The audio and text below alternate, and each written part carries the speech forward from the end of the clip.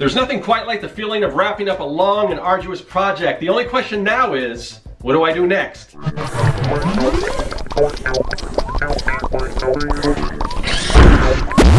Greetings, people of the internet. I'm Scott with Serkworks Art Labs. Welcome, mad creators, to the underground laboratory where we create robots, aliens, zombies, and other imminent threats to humanity. And sometimes those things come in the form of digital products. And I finally have finished my, I think might be my final avatar builder pack. If you're not familiar with these, I will leave a link to one of the other videos I've done. So far I've done a robot version, I've done a zombie version, I've done a monster version, I've done a female cosplay avatar pack. And basically what these are, where you can take and create your own avatar with all kinds of different eyes, noses, faces, hairstyles, and different props and things like that. And you can use them for basically whatever you want. They're digital products. They're available right now on Creative Market. Hopefully sometime in the future I will also have them on my website, but looking at getting a whole redesigned website for that.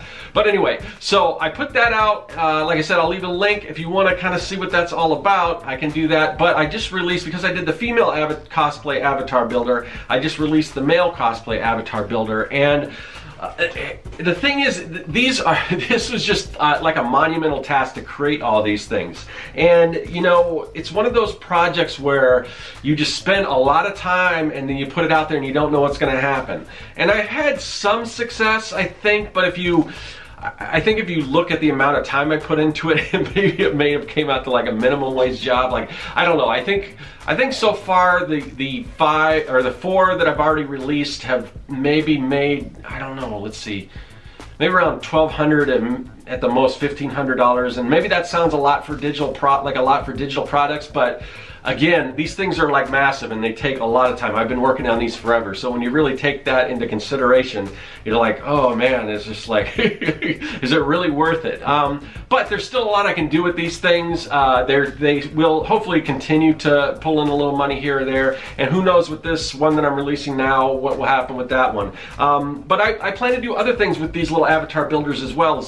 Like if I go down the line, if I create a Patreon, which some people have been asking me to do, it might be cool to give out like smaller versions of these as patron rewards, or because digital products are great for that. I know I'm getting off on another tangent.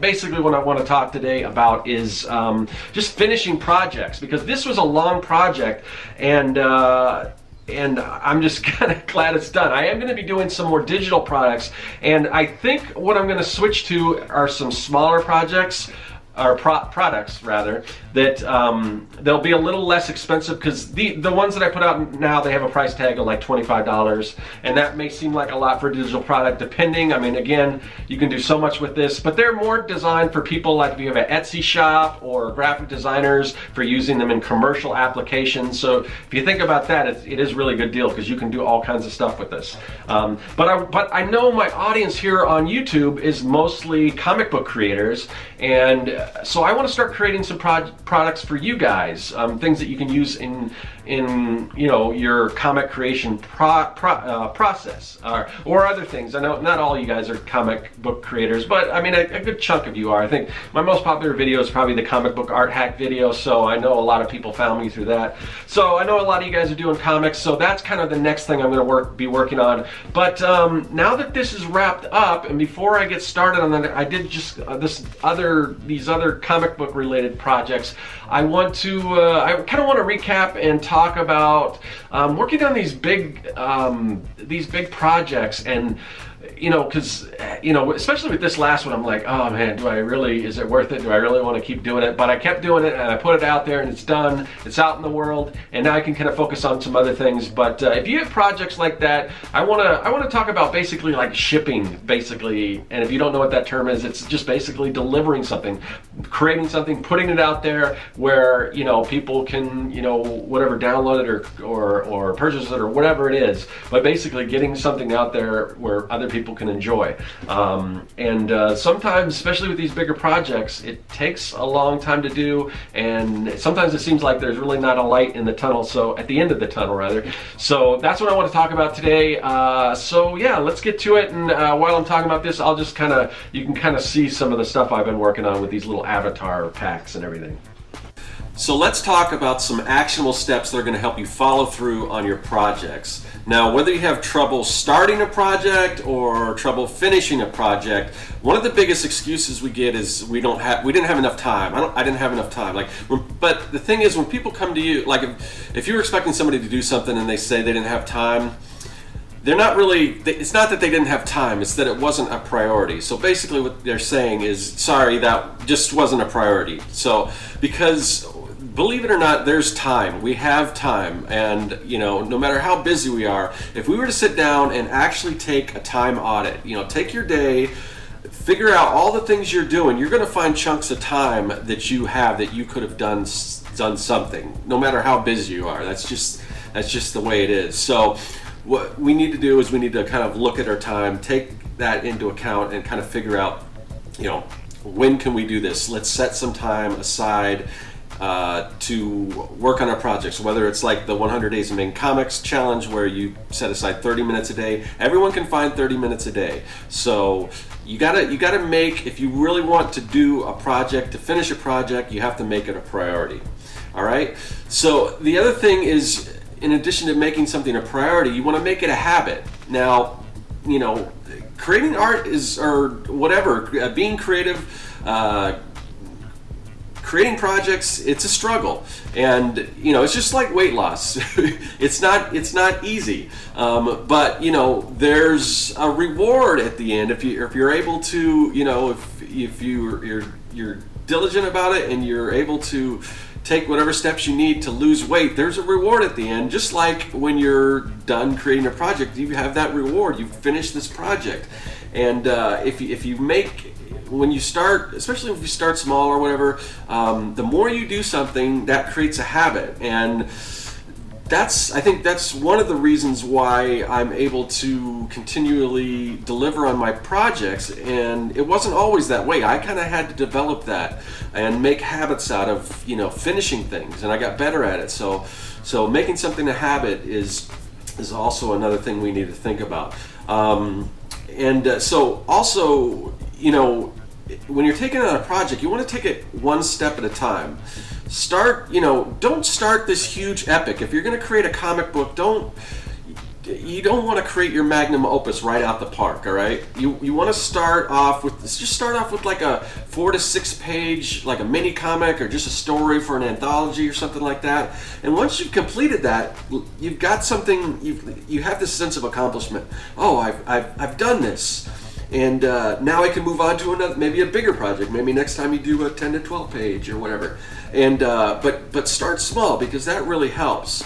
And when it came to doing these avatars, these digital products, I probably should have taken that advice, because I could have started with, my first digital product is going to be like a font or maybe a brush pack or something like that. That's not going to take a whole lot of time, but I jumped into it, and I'm like, oh, I'm going to make these giant avatar packs with hundreds. I mean, almost they're encroaching on 1,000 different pieces in some of these avatar packs, and not only that, but there's all the stuff that goes with it, all the the product shots and the thing to show when you present this. In addition to doing the products, you have to show, well, this is how you can use it, and you advertising and all this other stuff. So it's a whole ordeal, and I probably should have taken my own advice with that. But anyway, here I'll show you some of here's while I'm talking, I'll show in the background some of the different product shots and everything I did for this. So if you're going to be like me and you decide, well, I'm not going to take on a small project first, I want to take on a big project, well, then what you have to do is you need to break that into manageable chunks. And that's what I did with what I'm doing with my comic book, Young and the Dead. The idea in the beginning, or after I established the story and everything, was that this was going to be like a graphic novel. So, I don't know, what, 260, 300 pages, whatever. That's a big task. So what I decided to do was, well, I'm just going to do it as, floppy comics. That would be my break. So, I finish issue 1, then I finish issue 2 and 3, and so on until I get that big thing. Because if I have decided I'm just doing this graphic novel, it would have never, I can tell you right now, it would have never got done. But the fact that I've kind of created these benchmarks, and it kind of encapsulates each part of it along the way, it's easier to do. It's, it's just managing it. So if you are going to do like a big project, see if there's a way to break that up. So yeah, and you want to set rewards too. Now, it's been said that a job well done is its own reward, and I tend to agree with that. But if that's not enough of a reward for you, then make some actual like physical reward, something that you can give yourself. Well, if I finish this project, it's a lot of work. If I finish this project, then maybe I will go out for dinner to celebrate. Maybe I'll go purchase a video game, or maybe I'll take time to play a video game, or go see a movie, or whatever it is.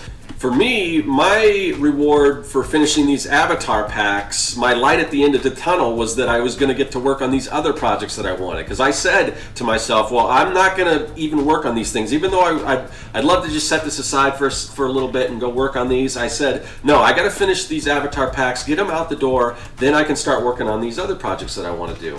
So, the other thing is you want to treat it like it has to be done. In the working world, we have deadlines, and we have to meet those deadlines. So we have to impose these deadlines on ourselves. A quick analogy: I had a faucet that was leaking, but it was just kind of leaking at the top of the faucet, and it was running into the sink, so it wasn't a big deal. I had purchased a new faucet, but it just kind of sat in a box. I'm like, I don't want to take the time to install this. And then, so, a few weeks go by, and I step on my kitchen mat, and it is soaked, and I open up, and my hole under the sink is flooded. Not only was it leaking from the top, but it broke on the bottom. It was frayed, the hose, and then I had no choice but to replace it. And if I would have just done it before, I wouldn't have been in that situation. So if you gotta add a little sense of urgency to some of this stuff, because we will put things off that we don't really want to do, and even sometimes things we do want to do because we want to create art, we want to do that, but there's still that thing that's holding us back. So we need to treat things like like they have to be done. This is a deadline. I'm setting this deadline, and I got to meet this deadline. And if artificial deadlines like that don't work for you, because well, this is just something I set for myself, so really in the real world, if I don't meet it, that's not a big deal. Then what you have to do is you have to create public accountability, where that means sharing what you're going to be doing, what you're going to finish, and set a timeline and put that out either online, or if you're not someone who shares that much online, then share it with your friends or somebody who's going to hold you to it. Because some people are just going to be like, don't worry about that. Let's go out, let's get a drink, let's go play a video game. Not those kind of people. We want people that are actually maybe in the same boat. Somebody's going to hold you to that. And I've got a lot of friends that are doing like the 24-hour comic, or the 48-hour comic challenge, or the weekly comic challenge, or whatever challenge. It's like I forget what they're calling it, art checks, where they get with a buddy and it's like, no, we're gonna each work together to hold each other accountable. So that's something you can really do that seems to be helping a lot. So put your stuff out there. If you can't hold yourself accountable, put that out there for other people, because guilt and letting not wanting to let people down, that's a very powerful motivator. The other thing is, I guess lastly, I'm just going to leave with this, is don't be so precious. Perfect is the enemy of done. It's much better to have 5 or 6 good projects out there and in the world where people can, consume or just, whatever, rather than just one perfect project that's like half done, it's sitting in a drawer. And it's just waiting to be complete, and maybe never will. So yeah, you definitely, you don't want to be that precious. I mean, there's a fine line between just garbage and but I don't think that's the point. I think when people, they're really striving for that perfection, when just something that's nice, something that's good, something that people will like, it's good enough. And and once you get enough of those out there, because you get better as you go. So the first thing may not be so perfect, but the next one will be a little better, next one better after that, and so on and so forth. So yeah, that's kind of the advice I got. Again, if you've been watching the video, if any of this stuff looks interesting, it's all on Creative Market. There's a link to all of those things on my Creative Market shop. But yeah, so those are just some of my thoughts on following through on a project. All right, so there you have it.